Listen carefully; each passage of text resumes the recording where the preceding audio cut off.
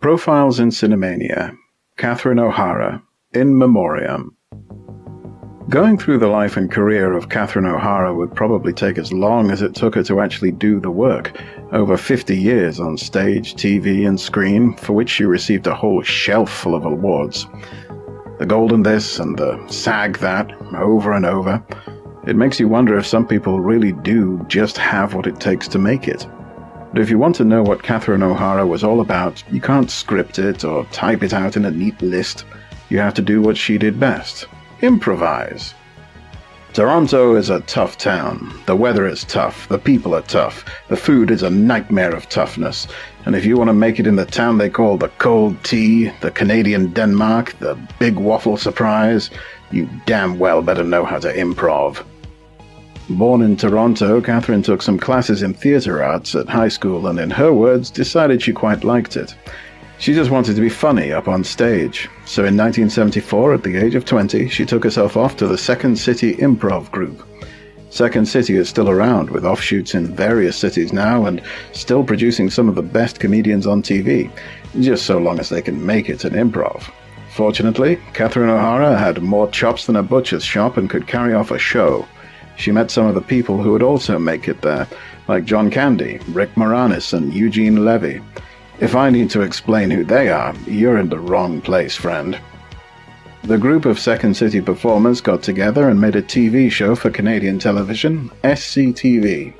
From the start, Canada knew it had gotten something special, and the show quickly started to run on NBC in America, where it picked up 15 Emmy nominations over 6 seasons.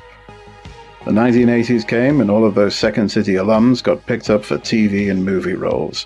It was almost a necessity. They were simply too good to stay in one place, and Catherine O'Hara quickly established herself as someone who could show up anywhere, absolutely kill it, and make any production better just by being in it.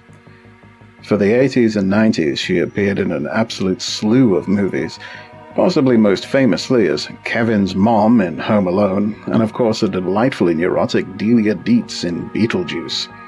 Compare those two roles for a moment.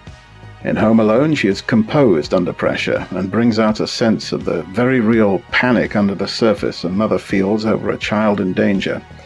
Her performance almost tips over into pure drama. And then in Beetlejuice, she couldn't be further away from that as Mrs. Dietz, a woman who is so determined to get her way that she will absolutely destroy this house and everyone in it if she doesn't. No gig was too wild, no idea too out there. She was always ready to improvise her way into a role and make the most of it.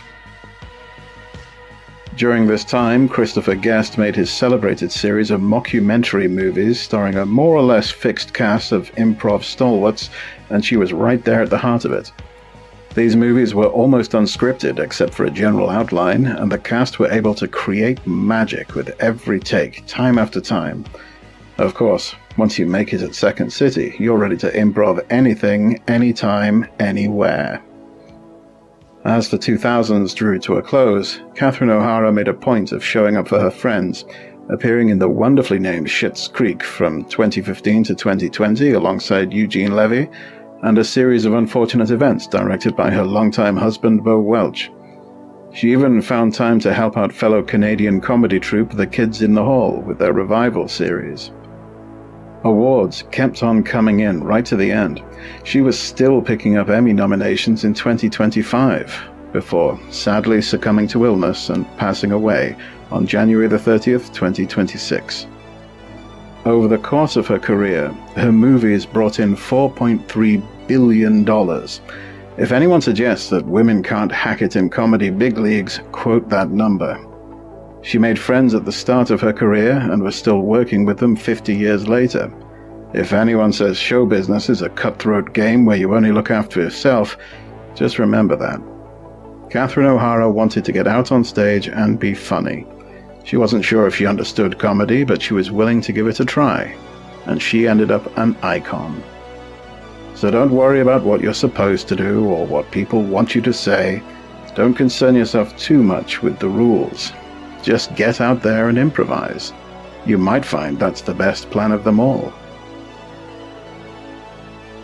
This has been another Profile in Cinemania. This episode written and performed by Andy Slack, Music by Carl Casey at White Bat Audio.